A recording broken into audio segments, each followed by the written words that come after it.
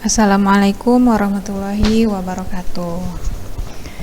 Setelah kita selesai membahas tentang keseimbangan partikel, kali ini kita sambung lagi ke pembahasan tentang keseimbangan benda tegar. Keseimbangan benda tegar ini penyelesaiannya hampir sama juga ketika seperti penyelesaian keseimbangan partikel, cuman ada tambahan satu syarat lagi. Nah, dari modul yang Ustazah buat ini, apa penambahannya? Yaitu meninjau sigma torsi. Sigma torsi sama dengan 0. Berarti ada dua syarat. Kalau yang sebelumnya kan cuma sigma F aja. Kalau sekarang kita juga memasukkan sigma torsi sama dengan 0. Artinya ketika pembahasan mengenai keseimbangan benda tegar ini, ada kemungkinan bendanya akan berputar seperti itu, seperti ya berputar atau bergerak pada porosnya. Kayak gitu ya. Ini harus diingat, keseimbangan benda tegar syaratnya ada dua. Langkah-langkah penyelesaian soalnya. Yang pertama, uraikan dulu gaya-gaya yang bekerja pada benda. Yang kedua, tetapkan poros. Nah, kan tadi kan kita udah ada menyinggung soal torsi kan. Kalau kita bicara soal torsi, berarti kita harus menetapkan poros, ya kan? Jadi ingat kembali modul pertama yang tentang torsi itu, apa rumusnya, gimana arahnya, gitu ya. Yang ketiga, baru kita gunakan syarat. Kita gunakan syarat sigma torsi sama dengan 0, dan satu lagi kita gunakan syarat sigma F sama dengan 0. Nah, jadi ada beberapa langkah penyelesaian dalam menyelesaikan kasus keseimbangan benda tegar. Nih udah Ustazah buatkan juga nih untuk diingat, torsi yang searah sama jarum jam arahnya tandanya negatif. Kalau torsi yang berlawanan arah sama jarum jam itu tandanya positif. Nah, rumus torsi yang kita gunakan di sini adalah rumus torsi sama dengan F kali R. Yang itu ya rumus yang pertama, bukan yang I kali alfa. Nah, macam-macam contoh keseimbangan benda tegar. Jadi pada pembahasan kali ini ada tiga macam, gitu ya, 3 kategori gitu dalam pembahasan mengenai keseimbangan benda tegar. Yang pertama, keseimbangan pada papan mendatar. Nah, lihat nih kan kayak ada orang main jungkat-jungkit, di mana posisi kedua orang ini agar papannya tidak bergerak atau diam. Karena kan definisi seimbang kayak gitu kan. Nah, yang kedua ada papan yang berengsel. Nih misalnya ada papan reklame yang warna biru nih, kayak nama toko misalnya gitu kan. Terus dia digantungkan pada sebuah papan BD. Nah, papan BD ini dihubungkan ke dinding A melalui tali AD yang membentuk sudut tertentu, kayak gitu kan. Nah, di B ini ada engsel. Kira-kira kalau ada engsel gimana berarti papannya? Bisa bergerak kayak gitu kan. Nah, makanya butuh lagi syarat sigma torsi sama dengan 0 dalam penyelesaiannya nanti. Yang terakhir, keseimbangan pada tangga. Tangga ini ya, tangga Pak Tukang, tangga apa ya? Tangga yang naik-naik gitu kan? Bukan tangga eskalator. Ya, jadi ada tangga yang warna merah, tangga AB disandarkan pada pada yang ujung-ujungnya disandarkan pada dinding dan lantai. Kemudian pada tangga ini ada kemiringannya kan terhadap lantai yang besarnya theta. Nah, ada kalanya nanti tangga itu bisa tergelincir kan. Nah, jadi ada kalau dia bisa tergelincir, berarti itu juga ada pengaruh torsi atau perputarannya. Nah, jadi ada 3 kategori ketika kita akan masuk atau belajar mengenai keseimbangan benda tegar. Itu akan kita bahas satu per satu. Untuk pertama sekali kita akan bahas mengenai keseimbangan pada papan mendatar. Nah, perhatikan contoh soal. Sebuah mobil yang masanya 1,5 ton mogok di atas jembatan AB. Ya. Panjang AB 30 meter. AC 10 meter. Gravitasi 10 dan massa jembatannya diabaikan. Pertanyaannya adalah berapa besar gaya normal di A dan di B. Nah, jadi contoh soal yang ini masuk ke dalam kategori keseimbangan pada papan mendatar. Nah, kita lihat pembahasannya. Pembahasan berikutnya tentang keseimbangan pada tangga. Nih, contoh soal tangga AB, ini tangganya AB, kita kasih nama. Panjangnya 5 meter.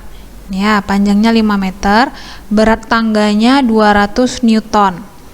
Tangga tersebut bersandar pada dinding yang licin. Ini dindingnya licin, tapi lantainya kasar. Nah, kelihatan bahwa ujung tangga ke dinding itu berjarak 3 meter kan? Panjang tangganya yang tadi 5 meter. Seseorang yang beratnya 600 Newton dapat menaiki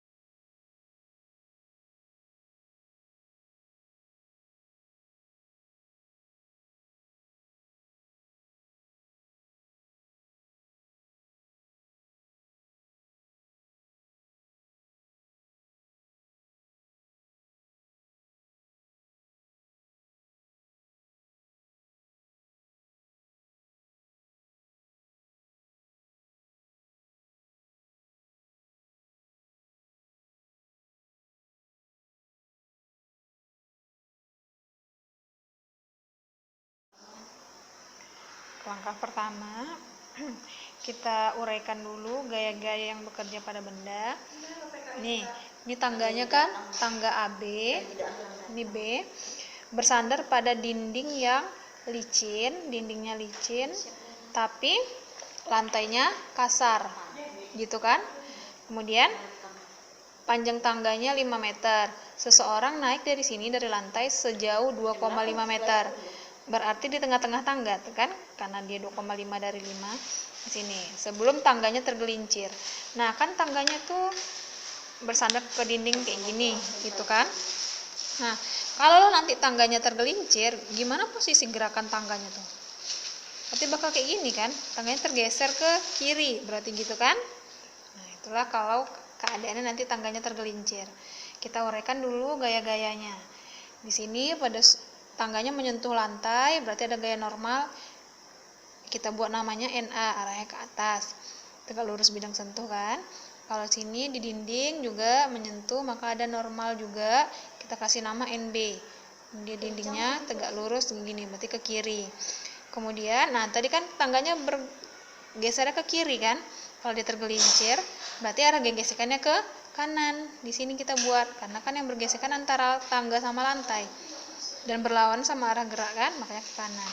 Kemudian ini seseorang memiliki berat atau massa tertentu katanya kan, berarti dia punya gaya berat. Ini dia, kita buat simbolnya WO. Nah, si tangga juga punya berat kan, berarti dia juga punya gaya berat.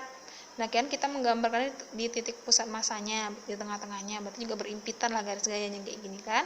Kita kasih nama WT. Berarti langkah pertama kita dalam menguraikan gaya udah selesai.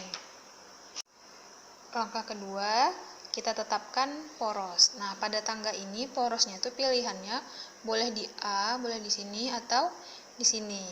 Nah, tapi baiknya coba cari poros di mana terdapat banyak gaya yang melewatinya. Mana yang lebih baik kalau gitu? Di A atau di B?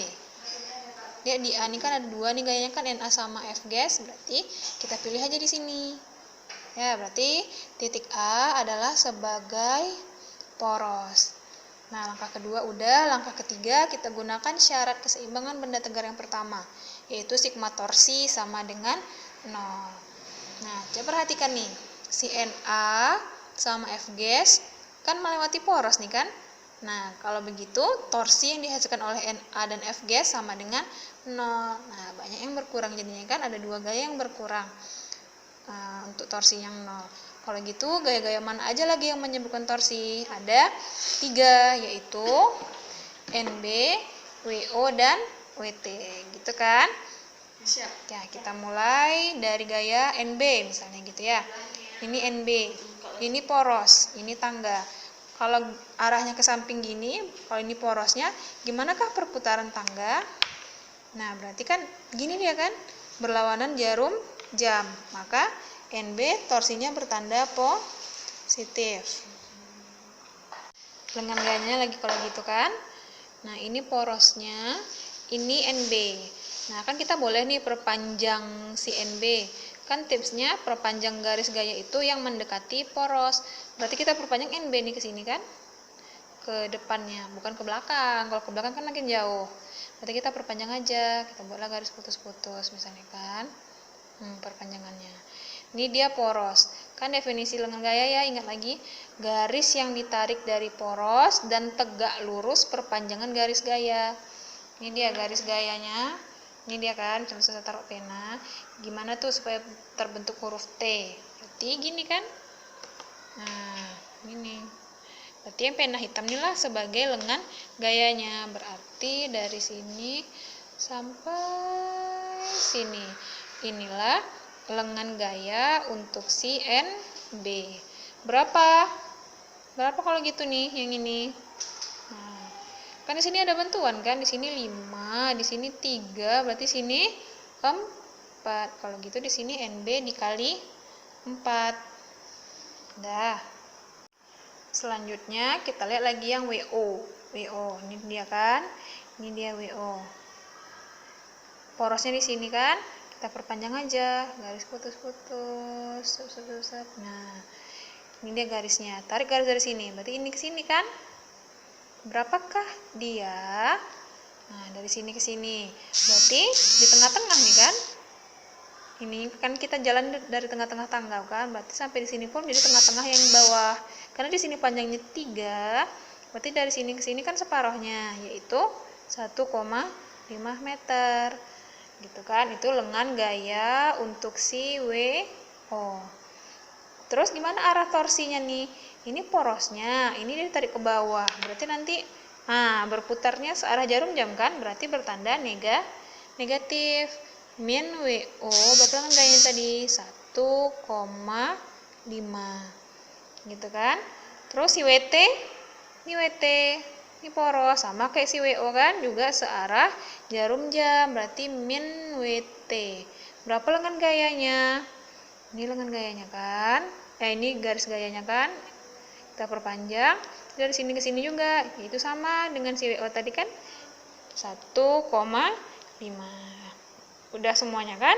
Kalau udah berarti kita tutup sama dengan 0. Kita masukin angkanya lagi. Berarti ini 4NB kurang WO-nya, WO 600 nih kan. Berarti 600 kali 3/2 dikurang WT 200 kali 3/2 sama dengan 0. Coret, 3, coret, 1. 4NB sama dengan, ini saya pindah ruas aja sekalian ya. 300 kali 3 pindah ruas nih ya, 900 tambah 300. Gini kan? NB sama dengan 1200/4. NB sama dengan 300 Newton. Ini kita peroleh dari sigma F sama dengan 0. Habis itu kita sambung lagi syarat kedua. Ini kan syarat pertama kan. Syarat kedua, sigma F sama dengan 0. Misalnya ini sudah mulai dari sigma Fx sama dengan 0.